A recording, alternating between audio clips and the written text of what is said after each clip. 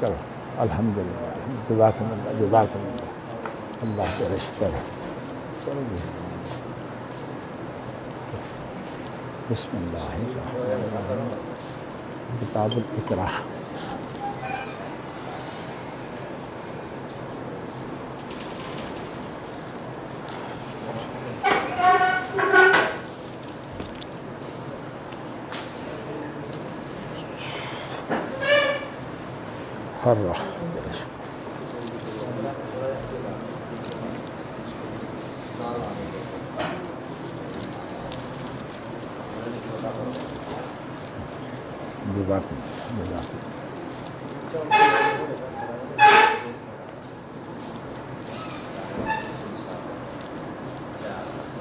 بسم اللہ الرحمن الرحیم. کتاب الاکراہ.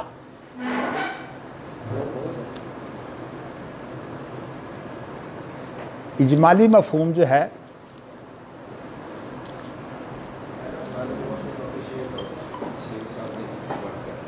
وہ اکراہ کا یہ ہے، ہماری زبان میں لفظ استعمال ہوتا ہے زبردستی، اور لفظ جبر کا بھی استعمال ہوتا ہے. زبردستی کا معنی یہ ہوتا ہے کہ ایک آدمی اپنی حیثیت جو ہے وہ اونچی رکھنے کی وجہ سے دوسرے کو جو ہے وہ مجبور کرتا ہے. تو مجبور جو ہے ہماری اردو زبان میں اس شخص کو بولتے ہیں جو کسی کی طاقت کے سامنے خود عاجز ہو.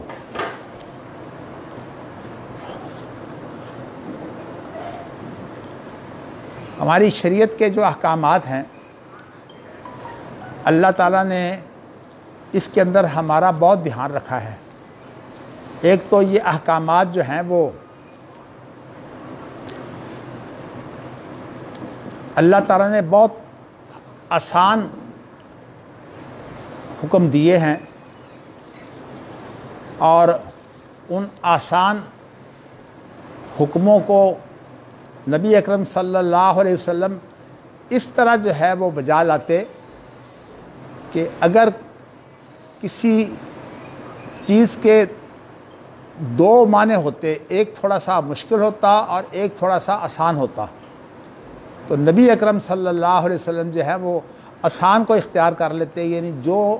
ممکنہ معنی جو ہے وہ آسان ہوتا آپ اس کو اختیار کر لیتے،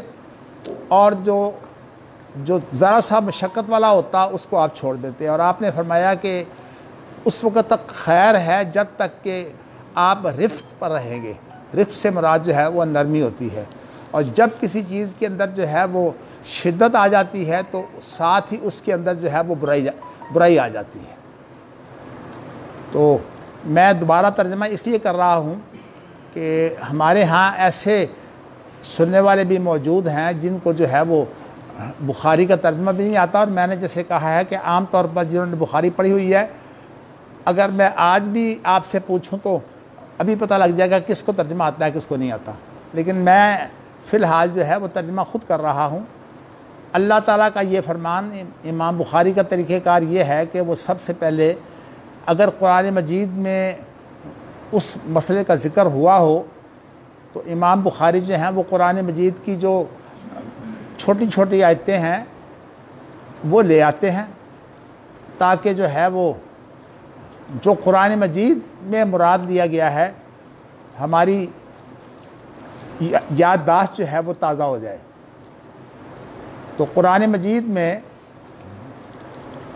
یہ آیت جو میں اب آپ کے سامنے پڑھنے لگا ہوں، الا من اکرہ وقلبہ مطمئن بالایمان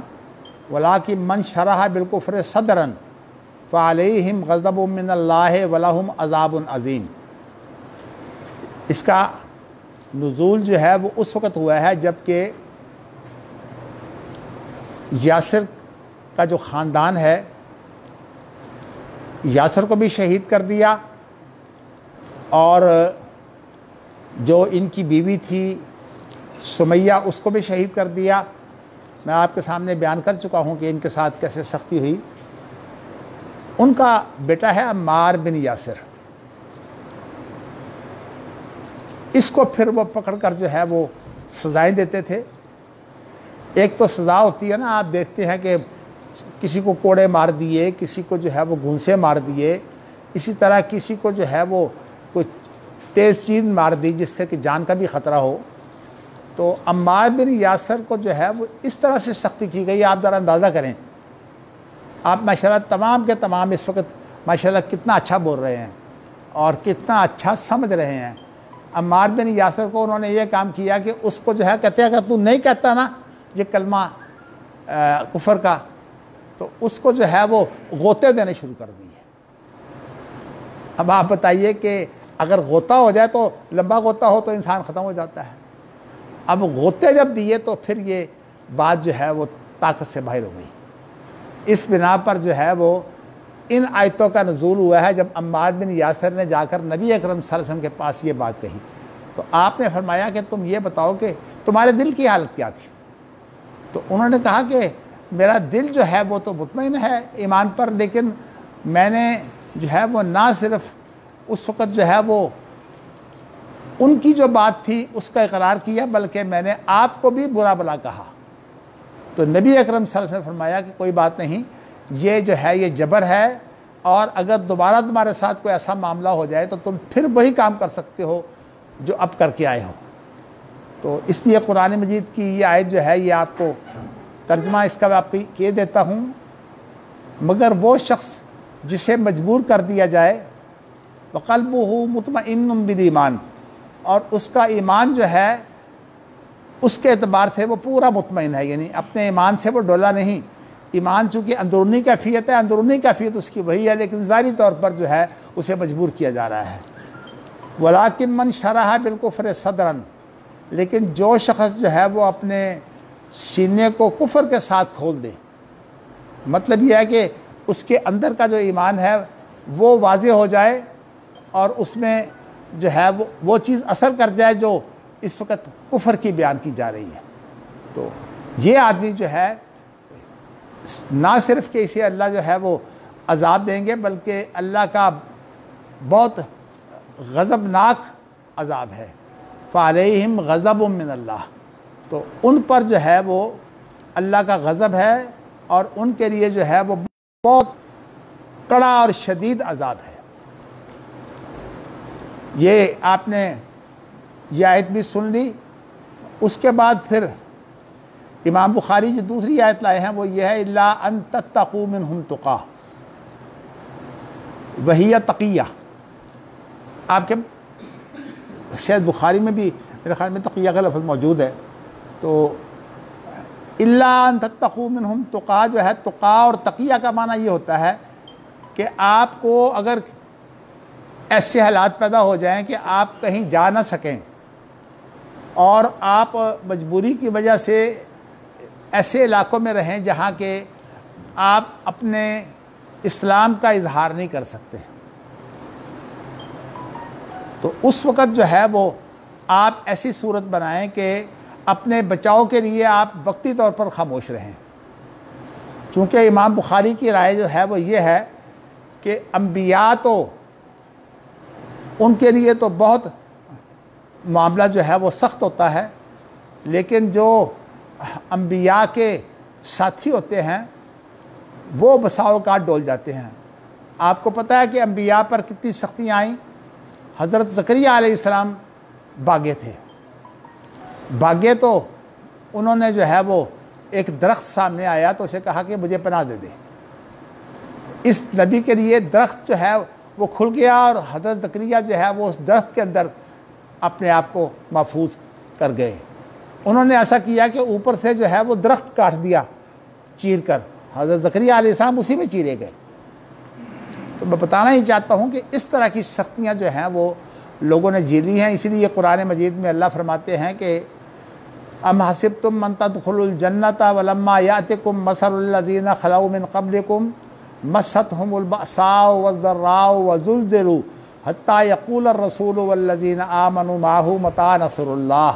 الا ان نصر اللہ قریب۔ یہ آیت جو ہے اس کا مختصر خلاصہ یہ ہے کہ کیا تم یہ گمان کرتے ہو کہ تم نے منہ سے ایمان کی بات کر دی ہے؟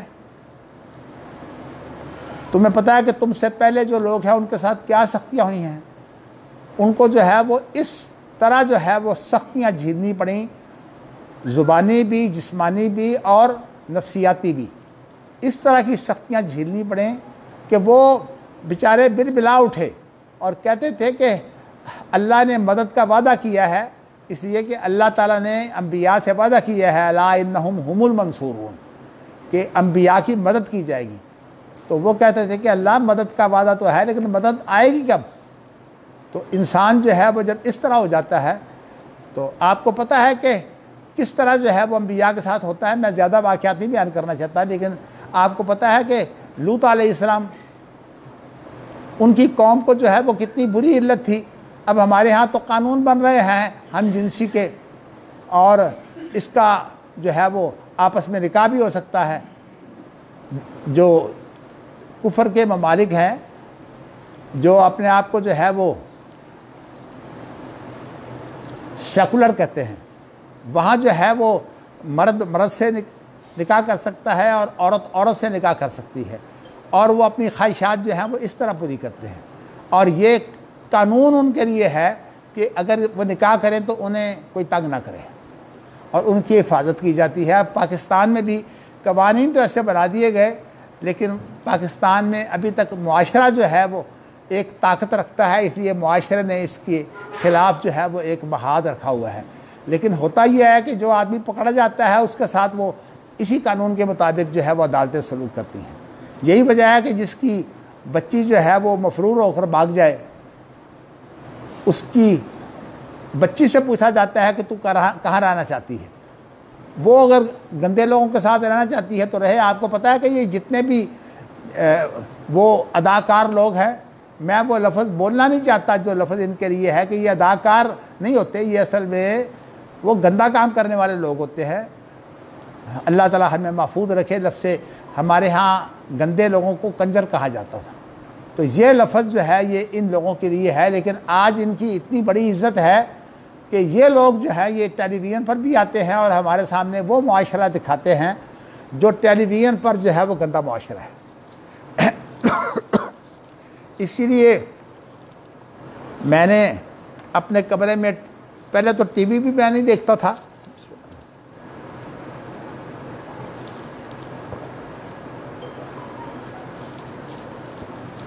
لیکن میں نے تبصرے سننے کے لیے، سیاستدانوں کے تبصرے سننے کے لیے میں نے جو ہے وہ ٹی وی اپنے گھر میں لگوا لیا، وہ جو ہوتی ہے ایل سی ڈی۔ اب صورتحال یہ ہے کہ میرے گھر میں جو بچے ہیں وہ میری غیر موجودگی میں وہ ٹی وی کھول لیتے ہیں، اور انہوں نے کام یہ کیا ہوا ہے کہ جتنے اشتہارات کے ہیں نا وہ اہم بات کے درمیان میں جو ہے وہ اشتہار دیتے ہیں تاکہ جو ہے کوئی بچ نہ سکے۔ تو میں یہ کہنا چاہتا ہوں کہ جس معاشرے میں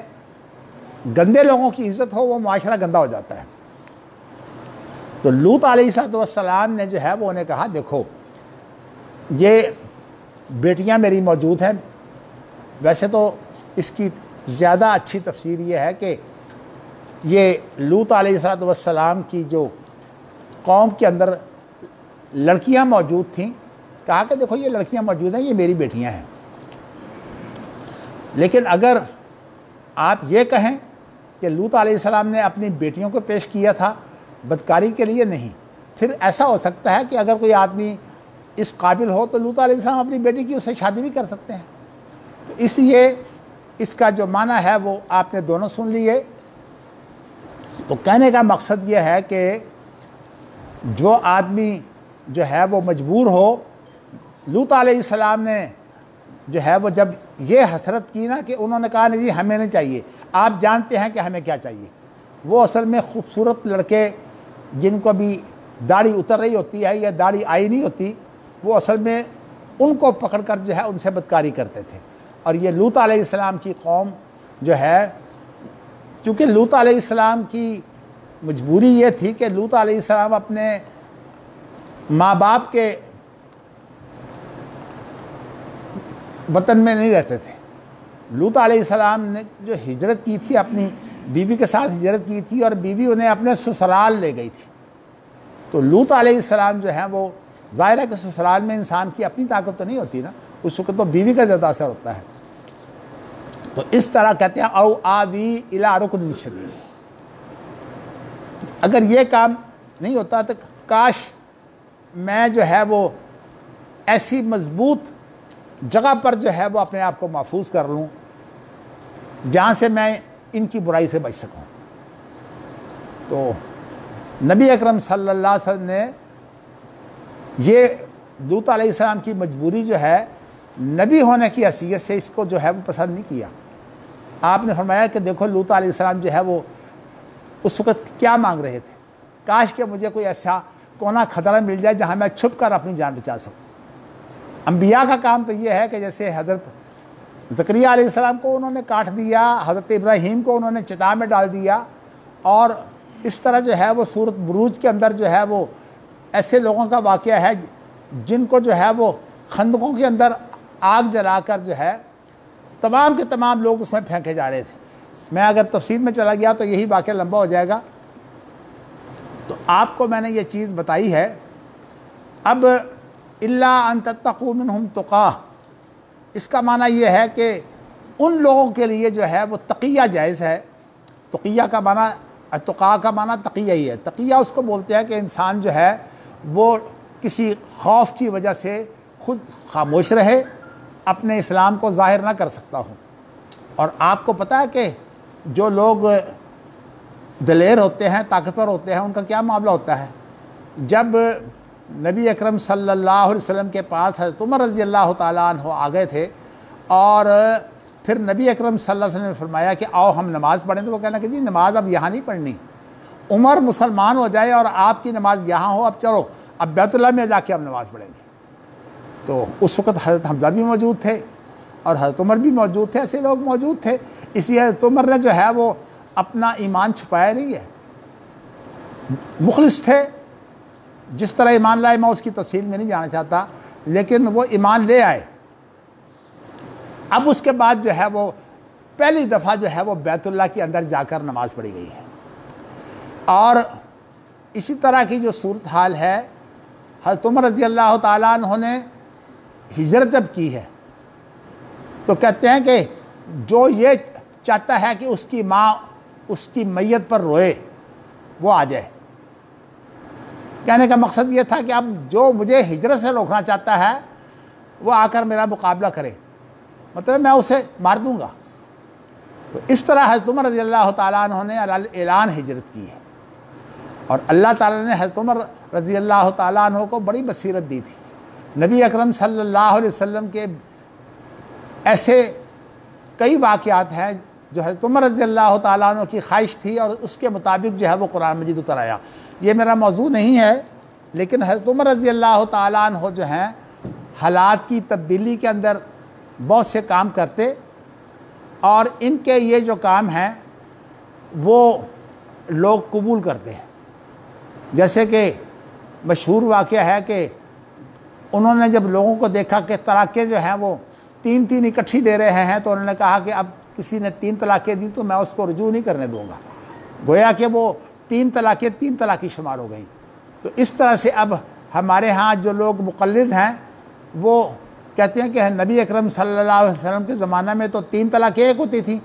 ابوبکر صدیق کے زمانہ میں بھی 3 طلاقیں ایک ہوتی تھی، تو حضرت عمر رضی اللہ تعالیٰ عنہ نے جو ہے وہ اب فقہ یوں بنا دی ہے۔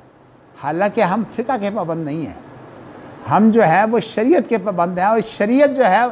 وہ نبی اکرم صلی اللہ علیہ وسلم پر اترتی ہے، اور وہ صرف ما انزل اللہ ہے، ومن لم یحکم بما انزل اللہ۔ اسی لیے یہ حضرت عمر رضی اللہ تعالیٰ عنہ نے اپنے زمانہ میں یہ کام کیا تھا، اور ابن قیم نے اس پر پوری کتاب لکھی ہے کہ یہ کام جو تھا وہ پریونٹیو کارروائی، یعنی یہ انسدادی کارروائی تھی۔ ہمارے ہاں انسدادی کارروائی یہ ہوتی ہے، مثال کے طور پر اگر کسی جگہ پر جو ہے وہ دشمن قبضہ کرنے کی کوشش کر رہا ہو اور لڑائی کا خطرہ ہو تو اس جگہ کو جو ہے وہ سیل کروا دیا جاتا ہے، اور ہمارا جو قانون ہے اس کے اندر 145 دفعہ یعنی ضابطۂ فوجداری ہے 145، اس میں یہ ہے کہ کسی جگہ جہاں لڑائی کا خطرہ ہو وہاں جو ہے وہ اس کو سیل کر دیا جائے، مسجد ہو تو اس کو سیل کر دیا جائے، کوئی اور جگہ ہو تو اسے سیل کر دیا جائے، اس لیے کہ لڑائی کا خطرہ ہے۔ یہ بھی انسدادی کارروائی ہے۔ تو میں آپ کو بتانا ہی چاہتا ہوں کہ یہ جو ہے الا ان تتقوا منہم تقا، یہ ان لوگوں کے لیے آئی ہے کہ جنہیں یہ کہا گیا ہے کہ لا يتخذ المؤمنون الکافرین اولیاء من دون المؤمنین، کافر لوگ جو ہیں یہ مومنوں کو چھوڑ کر جو ہے یہ ایسے لوگ جو کافروں کو جو ہے وہ اہمیت دیتے ہیں اور مومنوں کے ساتھ دوستی نہیں کرتے، تو ان کے لیے جو ہے یہ بہت سخت ممانعت ہے، لا يتخذ المؤمنون الکافرین اولیاء من دون المؤمنین، کہ مومن لوگ جو ہیں وہ کافروں سے دلی دوستی نہ رکھیں۔ اس کے لیے اگرچہ آج یہ مسئلہ جو ہے یہ بہت معروف ہو گیا ہے، لیکن یہ زیادہ دہشت گرد حلقوں میں جو ہے وہ الولاء البراء، دوستی اور کسی سے بیزاری، یہ عام طور پر چونکہ ایک ہتھیار بن گیا ہے سختی کا، تشدد کا، اس لیے ہم جو ہے وہ اس کی حمایت نہیں کرتے۔ اچھا جی آگے چلیے کہ ان الذین توفاہم الملائکۃ ظالمی انفسہم قالوا فیم کنتم قالوا کنا مستضعفین فی الارض۔ تو اس کے ساتھ ایک بات بڑی مناسب ہے کہ وہ لوگ جو کافروں کے ساتھ دوستی رکھنے پر مجبور ہیں، اللہ نے انہیں بتایا ہے کہ تمہارے لیے اگر کوئی راہ ہو کہ تم اپنی ہجرت کر کے وہاں پہنچ سکو۔ اصل میں ہجرت جو ہے یہ باقاعدہ جو جہاد ہے اس کی تمہید ہے، یعنی پہلی صورتحال یہ ہے کہ اپنی جان کو بچا لو ہجرت کر کے۔ نبی اکرم صلی اللہ علیہ وسلم نے جو وہ لوگ کمزور تھے یا جن پر بہت سختیاں ہو رہی تھیں ان کو حبشہ کی طرف ہجرت کرا دی تھی، تو وہ نبی اکرم صلی اللہ علیہ وسلم کی مرضی سے ہوئی تھی، تو اللہ تعالیٰ نے ان کے لیے جو وہاں کا جو حاکم تھا اس کو جو ہے وہ نرم کر دیا اور اس نے جو ہے وہ انہیں رہنے کی اجازت دے دی۔ تو اسی لیے جو لوگ اپنے آپ کو جو ہے وہ کہیں سے ہجرت کرا کے جو ہے وہ ہجرت کر کے جو ہے وہ اپنا ایمان بچانا چاہیں تو کمزور لوگوں کے لیے ایک رائے یہ بھی ہے۔ تو اس لیے میں اس کے لیے آپ کو واقعہ بیان کر چکا ہوں کہ ایسے نہیں ہونا چاہیے کہ وہ ہجرت کر کے جائیں تو آگے جو ہے وہ ان کے لیے جو ہے وہ ڈنڈے مارنے والے موجود ہیں۔ جیسے میں نے آپ کو بتایا کہ کیسے حالات ہوئے جب تحریک ترک موالات چلی ہے اور خلافت کی تحریک، تو اس وقت پھر لوگوں نے کس طرح جو ہے وہ ہجرت کی ہے آزاد علاقوں کی طرف، اور پھر وہاں جو ہے وہ جا کے جو ان کے مسائل بنے اور ان کی لڑائیاں آپس میں ہوئیں، اس نے مجبور کر دیا کہ لوگ واپس آئیں۔ تو اس لیے یہ معاملہ جذباتی نہیں ہے، یہ نبی اکرم صلی اللہ علیہ وسلم کا جو ہے عمل۔ میں نے آپ کو بتایا تھا کہ محدث روپڑی نے مجھے بتایا کہ قرآن کی کوئی آیت جو ہے اس کا صحیح مفہوم وہ ہوتا ہے جو نبی اکرم صلی اللہ علیہ وسلم جو ہیں انہوں نے عمل کیا ہو، اور آپ کو پتہ ہے کہ نبی اکرم صلی اللہ علیہ وسلم نے جو ہے خود ہجرت نہیں کی۔ اصل بات یہ ہے کہ جو لوگ اتنے کمزور ہوں کہ کسی کی سختی برداشت نہ کر سکیں وہ تو ہجرت کر جائیں، اور جو لوگ جو ہے وہ ایسے ہوں کہ وہ سختی برداشت کر سکیں یا اپنا جو ہے وہ دفاع کر سکیں، اور ان کے لیے ایک چیز واجب ہے کہ دفاع کرنے کا معنی صرف یہ نہیں ہے کہ آپ کو وہ نماز پڑھنے دیں، بلکہ اس کے اندر پہلی چیز جو ہے وہ تو اذان ہے۔ اگرچہ اب جو ملک جو ہیں وہ سیکولرزم کا دعویٰ کرتے ہیں، بعضوں نے اذان کی اجازت دی ہوئی ہے، جیسے کہ بھارت میں میرا خیال یہ ہے کہ اذان کی اجازت ہے، لیکن پاکستان میں تو الحمدللہ پورے پاکستان میں اذانیں گونجتی ہیں، لیکن یورپ امریکہ وغیرہ میں اذان ایسی نہیں ہو سکتی جس کی آواز باہر جائے۔ تو میں کہنا یہ چاہتا ہوں کہ اس کے لیے رہنے کی واحد صورت ہے، واحد صورت یہ ہے کہ وہ دین اسلام کی تبلیغ کرے۔ جو دین اسلام کی تبلیغ کرے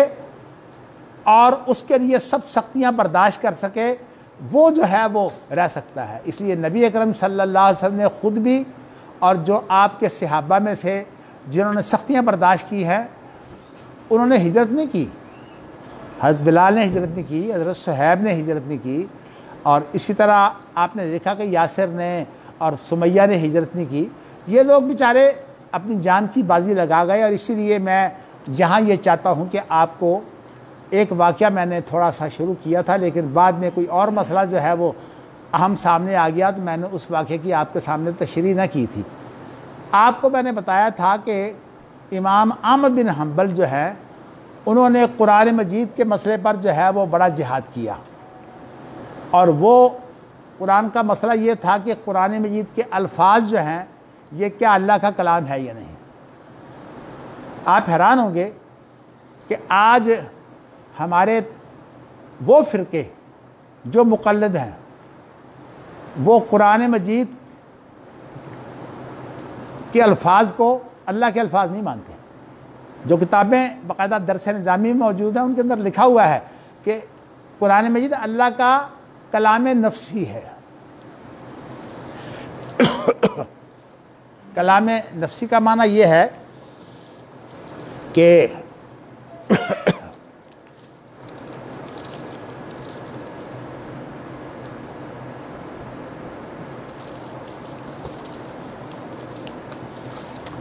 اللہ کے نفس میں موجود ہے، اللہ نے ذرا دری نہیں پڑھا، حالانکہ قرآن مجید کا ایک ایک حرف جو ہے وہ اللہ کا کلام ہے۔ اس کی جتنی قراتیں ہیں وہ تمام کی تمام اللہ کا کلام ہے، سوائے ان قراتوں کے جو تواتر سے ثابت نہیں ہیں۔ تو میں نے آپ کو یہ بتایا کہ امام مالک کا مسئلہ تو فری تھا، لیکن امام مالک نے جو ہے وہ اپنی عزت کی وجہ سے جو ہے وہ اتنی جرت کر لی کہ فتویٰ نہیں دیا، اور جب مقابلہ ہو گیا حاکم سے تو پھر امام مالک کو جو ہے وہ اپنی ذلت جو ہے وہ نہیں چھپا سکتے تھے، انہوں نے ذلت برداشت کی۔ اور احمد بن حنبل نے بھی جب بڑے بڑے علماء کو دیکھا جنہوں نے، جیسے میں نے کل ذکر کیا تھا آپ کے سامنے عبدالعزیز کے نانی کا، جس کے اوپر جو ہے وہ ابوالکلام آزاد نے ان کی جو کسی نے کتاب لکھی ہے اسی مسئلے میں، خلق قرآن کے مسئلے میں، تو ابوالکلام آزاد نے اس کا خلاصہ کر کے اس کا ترجمہ کیا ہے اردو۔ تو میں آپ کو یہ بتانا چاہتا ہوں کہ امام احمد بن حنبل کا چونکہ مقام بہت بلند تھا اس وقت معاشرے میں، یعنی اتنا بلند مقام تھا کہ انسان تو کیا جنات بھی امام احمد بن حنبل سے خوف کھاتے تھے۔ اور امام احمد بن حنبل کی شکل یہ تھی، ویسے میں آپ کو بتاؤں کہ انسان نے جنوں کو خود سوال کیا ہے، اگر کہیں جن سے آپ کا مقابلہ ہو جائے اور اس وقت آپ جو ہیں وہ ڈرے نہیں، آپ کامیاب ہوں گے۔ کبھی ایسا واقعہ نہیں آیا کہ جنوں کے ساتھ لڑائی ہو اور آپ جو ہے وہ اپنے دل سے ڈر نکال دیں اور پھر جن جو ہے وہ فتح یاب ہو جائے۔ یہ اللہ کا شکر ہے کہ مجھے بعض لوگوں کا علاج کرنے کا موقع بھی ملا اور میرے ساتھ جنات کے مقابلے بھی ہوئے، الحمدللہ۔ کبھی ایسا نہیں ہوا کہ میں نے شکست کھائی ہو، کیونکہ میرے دل میں ہمیشہ یہ ہوتا ہے کہ یہ جنات جو ہیں یہ ہماری، ان کی روح جو ہے وہ ہماری روح کی نسبت کمزور ہے۔ جسم ان کا بڑا طاقتور ہوتا ہے لیکن ان کی روح جو ہے، اصل میں جسم طاقتور ہونے کے علاوہ بڑی بات ایک اور ہے کہ یہ جو ہوا ہے نا، یہ ان کے لیے کوئی چیز نہیں ہے۔ یہ جس طرح ہوا جو ہے وہ آسمان تک پہنچتی ہے، یہ آسمان تک پہنچ جاتے ہیں۔ اس لیے ایک جن جو ہے وہ مکہ مکرمہ میں بیٹھا یا کسی اور علاقے میں بیٹھا، جو آدمی مکہ مکرمہ میں موجود ہے اس کو بھی تکلیف دے سکتا ہے۔ تو اس لیے میں آپ کو بتانا چاہتا ہوں، لیکن جنوں کا علاج صرف ایک ہے کہ ان سے ڈرا نہ جائے۔ تو میں نے آپ کو یہ بتانا ہے کہ امام احمد بن حنبل کو جب سختیاں کی گئیں اور انہیں اس طرح کوڑے مارے گئے کہ ان کے یہ جو بازو تھے نا یہ اتر گئے، یہاں جوڑ ہے نا، یہ جوڑ ان کے اتر گئے۔ اور وہ امام احمد بن حنبل کہتے ہیں کہ اگر وہ کوڑے جس طرح مجھے مارے گئے ہیں، اگر یہ ہاتھی کو مارے جاتے تو ہاتھی بھی جو ہے وہ چیخ اٹھتا۔ حالانکہ حاجی پر جو ہے وہ ہاتھی پر کوڑا نہیں اثر کرتا، ہاتھی جو ہے اس کے لیے کوڑا نہیں ہوتا، اس کے لیے تو انہوں نے ایک خنجر سا رکھا ہوتا ہے۔ اس لیے اگر ہاتھی کو یہ کہنا ہو کہ یوں کرو تو وہ خنجر سے اس کو چبو کر جو ہے وہ آگے چلاتے ہیں۔ تو امام احمد بن حنبل نے کہا کہ اتنی سخت کوڑے تھے، بے ہوشیاں آتی تھی، لیکن جب ہوش آتا پھر کہتے قرآن مجید اللہ کا کلام ہے۔ تو تو اتنی سختیاں برداشت کیں، اور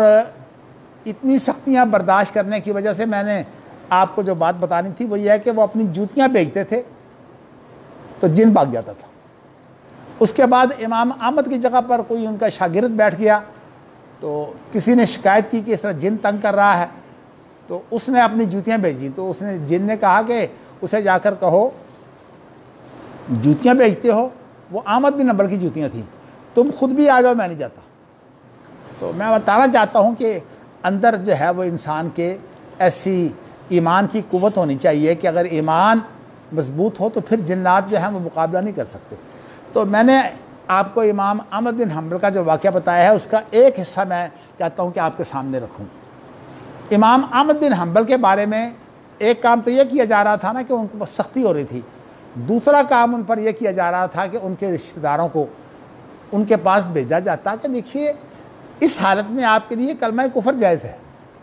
یہ آپ پر جو ہے وہ جبر ہے، آپ جو صحیح بات کہتے ہیں وہ کہیں، خاموش ہو جائیں،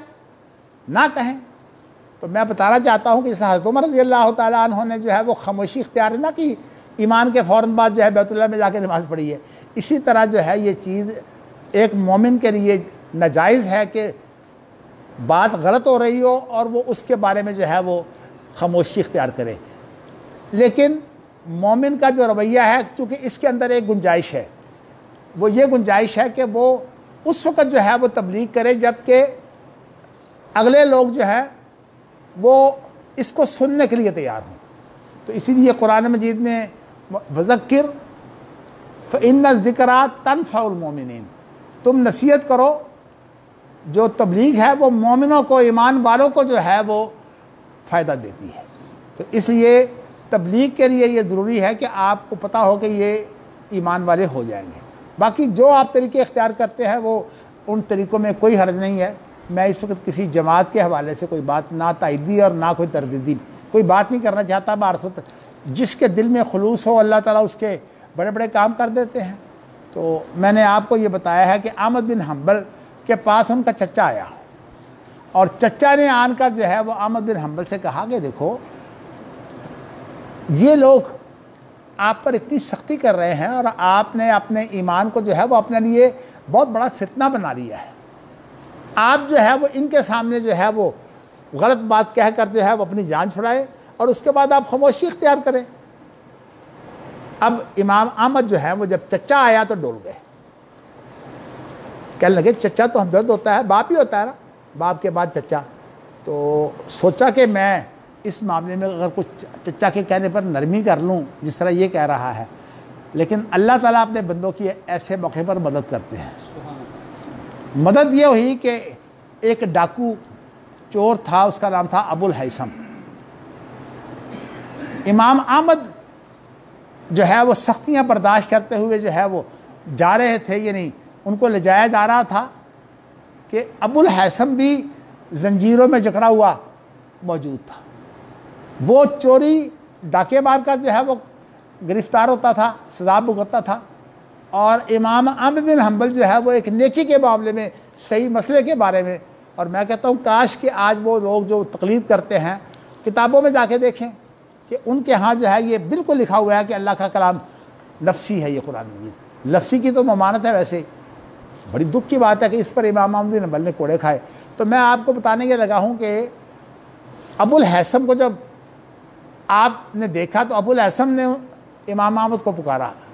اے احمد بن حنبل، میں چوری اور ڈاکے مارتا ہوں، اور جب میری سزا پوری ہو جاتی ہے تو میں پھر چوری کرتا ہوں،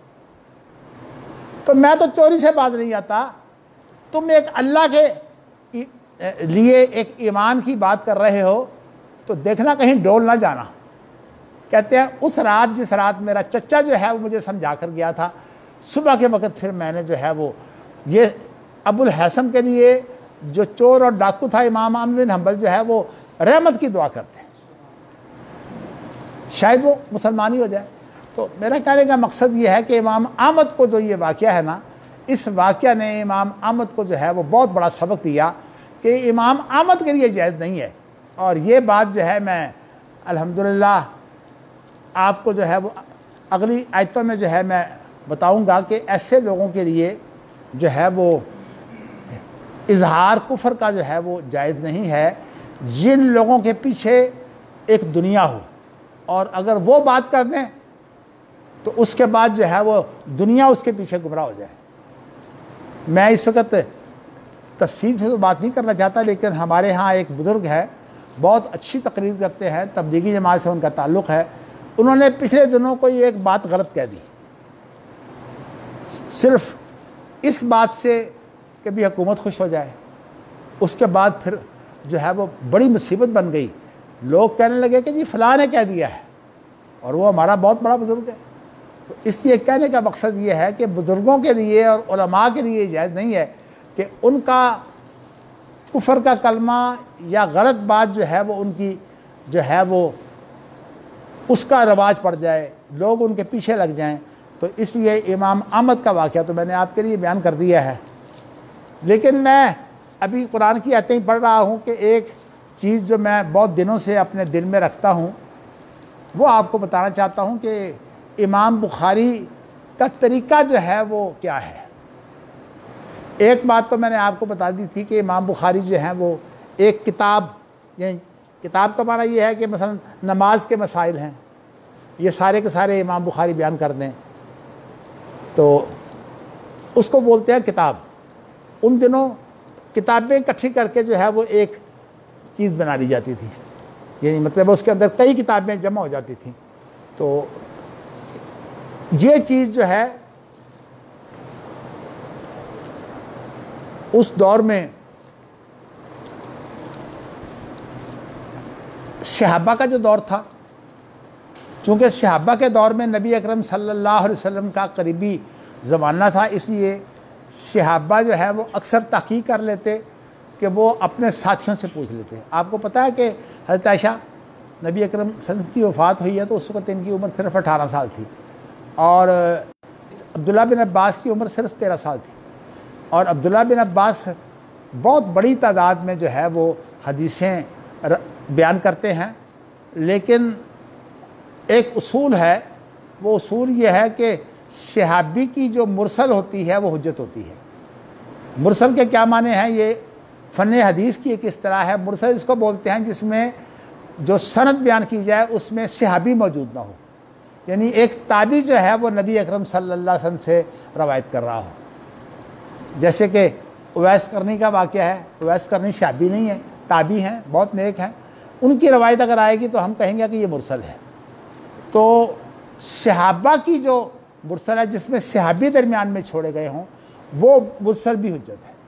لیکن صحابہ کے بعد کی جو ہے تابعین کی اور تبع تابعین کی وہ مرسل حجت نہیں ہے۔ یہ فن حدیث کا مسئلہ ہے، میں نے آپ کو یہ بتا دیا ہے۔ اب میں آپ کو جو ہے وہ یہ بتانا چاہتا ہوں کہ امام بخاری کا طریقہ کار جو ہے وہ کیا ہے۔ اگرچہ وقت تھوڑا ہے، میں مختصر ہی بیان کر سکوں گا، لیکن مسئلہ بڑا اہم ہے۔ آپ کو یہ پتہ ہے کہ نبی اکرم صلی اللہ علیہ وسلم کے صحابی جو ہے وہ عام طور پر جو ہے وہ ان کو اگر خود نبی اکرم صلی اللہ علیہ وسلم سے سنا ہوتا تو وہ تو ان کے لیے بہت بڑی اہمیت رکھتا تھا، وہ زبان بھی ان کی وہی تھی جو اللہ کے رسول صلی اللہ علیہ وسلم کی تھی، اور اس لیے وہ سنتے تو اس کے بعد جو ہے وہ اس پر ایمان لے آتے اور اس کے مطابق اپنی زندگی کے مسائل کو حل کرتے۔ لیکن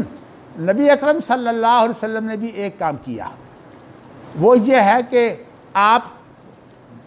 کچھ دیر تو وحی کا انتظار کرتے کہ شاید وحی آ جائے، اور اگر وحی آ جائے تو پھر جو ہے میں ان کو وہ بات بتاؤں جو اللہ نے مجھے بتائی ہے۔ لیکن اللہ نے چونکہ آپ کو اجازت دی تھی کہ کئی ایسی چیزیں ہیں جو آپ جو ہے وہ اجازت کی وجہ سے جو ہے وہ ان کو بیان کر سکتے ہیں، اور نبی اکرم صلی اللہ علیہ وسلم جو ہیں وہ جو غور و فکر کرتے ہیں اس کو اصطلاح میں کہا جاتا ہے اجتہاد۔ اجتہاد کا معنی ہے جہد،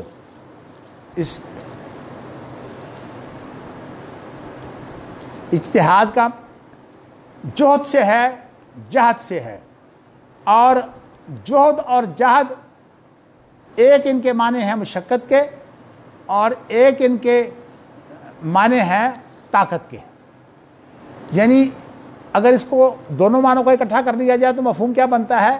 کہ اتنی محنت ہو کہ انسان اس سے زیادہ محنت نہ کر سکے، تو نبی اکرم صلی اللہ علیہ وسلم جو ہیں وہ انتظار بھی کرتے تھے، لیکن اگر زیادہ انتظار کریں تو پھر وہ مایوس بھی ہوتے تھے جنہوں نے سوال کیا ہے۔ تو اس لیے نبی اکرم صلی اللہ علیہ وسلم جس کے لیے وہی نہ آئے، آپ پھر اس کے لیے اجتہاد کرتے تھے۔ تو نبی اکرم صلی اللہ علیہ وسلم کے اجتہاد کی میں ایک مثال آپ کو دیتا ہوں، اگرچہ اس کے لیے میں انشاءاللہ تعالی جو کتاب لکھ رہا ہوں اس کے اندر میں نے 20-25 واقعات جو ہیں وہ اجتہاد کے رکھے ہیں، لیکن ذرا بات لمبی ہو جائے گی۔ تو اجتہاد جو ہے وہ نبی اکرم صلی اللہ علیہ وسلم اس طرح کرتے تھے کہ آپ نے، یہ امام بخاری کا ہی واقعہ ہے جو اعتصام بالکتاب و سنہ جو بعد میں آ رہی ہے، اس کے اندر یہ واقعہ انہوں نے ذکر کیا ہے۔ وہ کہتے ہیں کہ بسا اوقات جو ہے وہ ایک چیز ایسی ہوتی ہے کہ اس کا کہتے ہیں نا ٹو دی پوائنٹ جواب نہیں ہوتا۔ نبی اکرم صلی اللہ علیہ وسلم نے فرمایا کہ جو سواری آپ دیتے ہیں، گھوڑے کی بات ہے، جو گھوڑا آپ رکھتے ہیں اگر وہ آپ جہاد کے لیے رکھیں تو وہ تو آپ کے لیے اجر ہے، اور اگر آپ گھوڑا اس لیے رکھتے ہیں کہ چلیے میں بھی اس سے جو ہے وہ کام لے لوں گا اور جو ارد گرد کے متعلقین ہیں وہ بھی اس سے کام لے لیں، تو پھر جو ہے یہ سطر ہے یا ستر ہے، یعنی یہ جو ہے وہ آپ نے اپنے آپ کو جو ہے وہ آپ اپنی محتاجی چھپا لی اور آپ نے گزارا خود کر لیا۔ اب دیکھیے نا، جس کے پاس گھوڑا ہو وہ گھوڑے پر سواری کر کے جو ہے وہ بہت سے کام کر سکتا ہے۔ اب ہمارے پاس تو گھوڑے کی جگہ پر سائیکل ہے، اب کسی کے پاس جو ہے وہ اگر سکوٹر نہ ہو یا گاڑی نہ ہو، موٹر کار نہ ہو، تو پھر وہ سائیکل پر وہی کام کر لیتا ہے۔ اور مجھے یاد ہے کہ میرے والد صاحب جو ہے وہ اپنے سائیکل کے پیچھے 10 من سوت رکھتے تھے، وہ اس کو تو ایک پڑا ہوتا تھا، ہمارے والد صاحب جو تھے نا وہ پڑا اس کو بولتے ہیں، جو یہ سوت کاٹ کر جو ہے وہ اس کے لیے تیار کر لیے جاتے ہیں، تو وہ جو پڑے ہیں وہ 2.5 من ہوتے تھے۔ تو ان دنوں بڑی بوریاں ہوتی تھیں، ان کے اندر 10 پڑے رکھ کر وہ اپنی سائیکل کے پیچھے رکھ لیتے، اور پھر اس کے بعد جو ہے، یہ میری اپنی ہوش کی بات ہے کہ والد صاحب جو ہے یہ بغوان پورے تک، یہ علاقہ اس وقت بغوان پورے کا جو تھا وہ لاہور سے باہر کا تھا، بلکہ ہمیں یاد ہے کہ جب والد صاحب بغوان پورے جاتے تو کہتے کہ آج میں لاہور سے باہر جا رہا ہوں، اور ساتھ جو ہے والد صاحب کی سائیکل ہوتی ہے، اور سائیکل کے پیچھے جو ہے وہ پورے 10 جو ہیں وہ آپ نے رکھے ہوتے تھے۔ تو اس طرح سے اللہ تعالیٰ نے ان کو محنت کی عادت ڈالی تھی۔ آج ہمارے یہاں صورت آ رہی ہے کہ ہمارے بچے جو ہیں یہ بھی موٹر سائیکل مانگتے ہیں، تو یہ اصل میں آرام طلبی ہے۔ تو میں بتا یہ رہا ہوں کہ ایک سواری وہ ہوتی ہے جو انسان خود بھی استعمال کرے اور اپنے متعلقین کی جو مجبوری ہے اس وقت بھی استعمال کرے۔ تو تیسری قسم سواری کی وہ ہے، یہ گھوڑے کی بات ہو رہی ہے، وہ یہ ہے کہ کوئی شخص جو ہے وہ اس کو اپنی شان و شوکت دکھانے کے لیے رکھے، اور خود تو اپنی شان و شوکت گھوڑے پر بیٹھ کر دکھائے، لیکن جو ہے وہ دوسروں کی شان و شوکت جو ہے اس کی پرواہ نہ کرے۔ اللہ کا شکر ہے کہ بعض چیزوں کی ہم پرواہ کرتے ہیں۔ مثال کے طور پر میں آپ لوگ، ملازم آدمی جو ہے وہ جس کا ملازم ہو اس کی عزت کرتا ہے، اور مجھے بعض لوگ کہتے ہیں کہ جی ہم آپ کے پاس نیچے بیٹھ کر جو ہے وہ بات کرتے ہیں۔ میں نے کہا نہیں، کوئی آدمی چھوٹا ہو بڑا ہو انسان ہے، اس لیے میں نے یہ بات جو ہے وہ الحمدللہ چھوڑی ہوئی ہے کہ کوئی آدمی جو ہے وہ میرے پاس جو ہے وہ کھڑا ہو، ہاں میں اگر کرسی پر بیٹھا ہوں وہ کھڑا ہو سکتا ہے، پھر کوئی بات نہیں، لیکن اگر مجھے لمبا وقت جو ہے وہ اسے کھڑا کرنا ہے تو میں اسے اپنے برابر بٹھاتا ہوں۔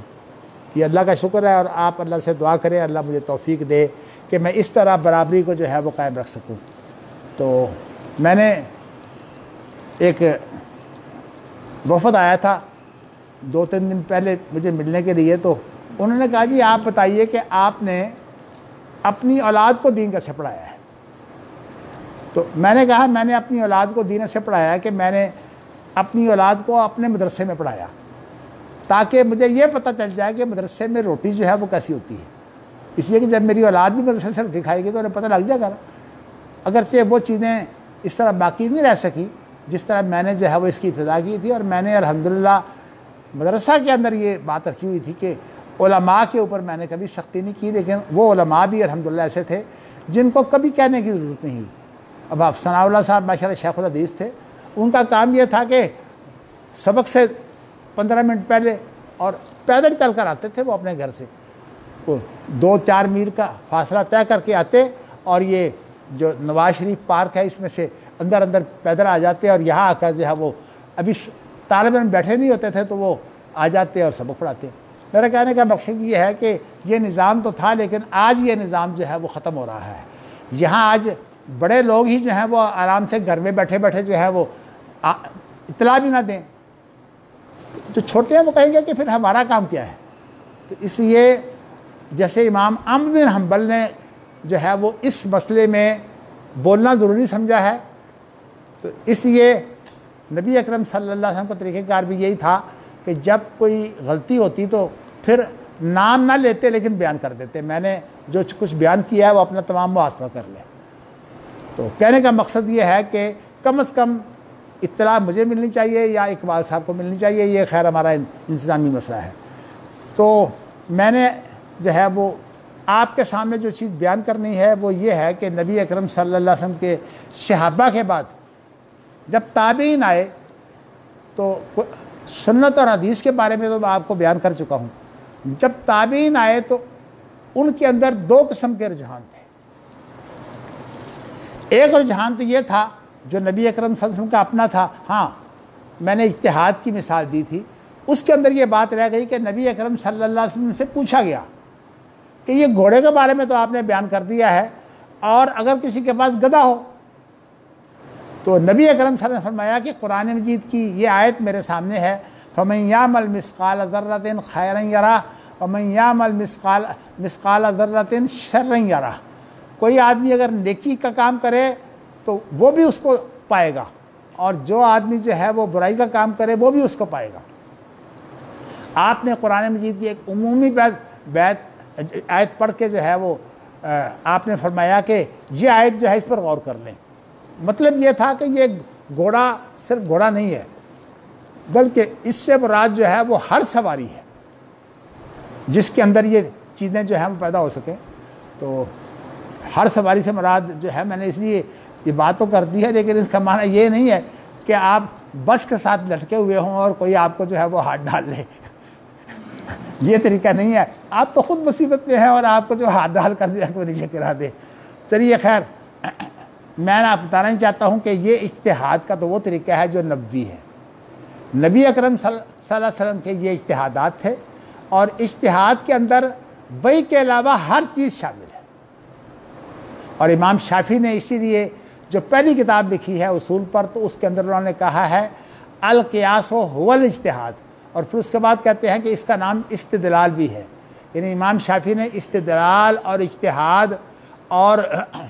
جو ہے وہ قیاس کو ایک ہی چیز قرار دیا ہے۔ تو امام شافعی کا قیاس جو ہے وہ نہیں ہے جو ہم آج کل کرتے ہیں، مگر میں آپ کو یہ بتانا چاہتا ہوں کہ اصل میں تابعین کے اندر 2 مکتب فکر تھے۔ ایک مکتب فکر کی امامت جو ہے وہ یعنی ان کے قائد جو تھے وہ سعید بن مسیب رحمۃ اللہ علیہ تھے۔ سعید بن مسیب جو ہے یہ بہت پرہیزگار آدمی تھے۔ میں انشاءاللہ تعالیٰ کچھ چیز اگر بیان کرنی ہوئی تو کل کروں گا۔ ایک طرف سعید بن مسیب تھے اور اسی طرح یہ بھی تابعی ہیں، تو ایک اور بڑے مشہور محدث ہیں اور تابعی ہیں، ان کا نام ہے ابراہیم نخعی، یہ بھی تابعی تھے۔ تو سعید بن مسیب جو ہے وہ صرف یہاں تک پابند رہتے کہ جو نبی اکرم صلی اللہ علیہ وسلم نے اجتہاد کیا ہے، سعید بن مسیب کے نزدیک یہ ایسے ہے جیسے کہ ہمارے ہاں اب تو ماشاءاللہ ہمارے ہاں جو ہے وہ پوری کلاسیں کھلنے لگ گئی ہیں۔ یہ اپلائیڈ سائنس ہے، یہ اپلائیڈ سائیکالوجی ہے۔ اپلائیڈ کا کیا معنی ہوتا ہے؟ ہاں بھائی بتاؤ، اپلائیڈ کا اس میں پوچھ رہا ہوں اس سے شمون سے، اپلائیڈ کا کیا معنی ہوتا ہے؟ اپلائیڈ سائنس کا ہیں؟ ہاں، اپلائیڈ کا معنی ہوتا ہے پریکٹیکل سائنس۔ اسی طرح نفسیات جو ہے وہ اپلائیڈ ہو تو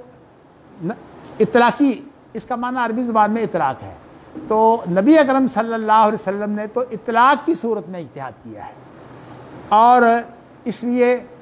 سعید بن مسیب تو ایسا کام کرتے تھے۔ اور آپ کو یہ بتاؤں کہ یہ بات اگرچہ وقت ہو رہا ہے لیکن پھر بھی آپ کو کل پتہ نہیں یاد رہے کہ نہ یاد رہے، ان کو جو ہے وہ عبد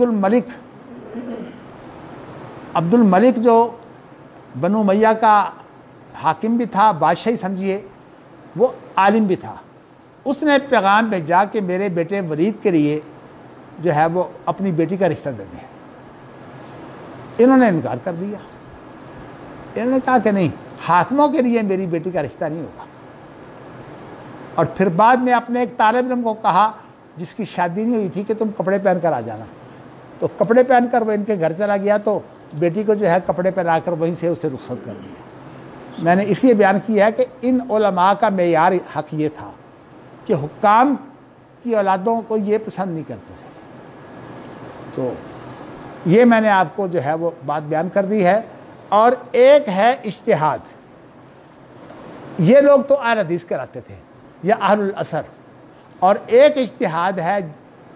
جن کو جو ہے وہ اہل الرائے کہا گیا۔ اب چونکہ یہ بات ذرا تفصیلی ہے، اس لیے میں انشاءاللہ تعالیٰ یہ کل بیان کروں گا، اور یہ مسئلہ وہ ہے جس کے ساتھ اس وقت تمام گروہوں کا تعلق ہے، اور انشاءاللہ تعالیٰ میں امام بخاری کے طریقہ کار کو بیان کرتے ہوئے واضح کروں گا کہ امام بخاری کا طریقہ کار جو ہے وہ اہل الاثر کا طریقہ کار ہے جو سعید بن مسیب کا ہے۔ باقی انشاءاللہ تعالیٰ تشریح کل۔ وآخر دعوانا ان الحمدللہ رب العالمین۔ اللہ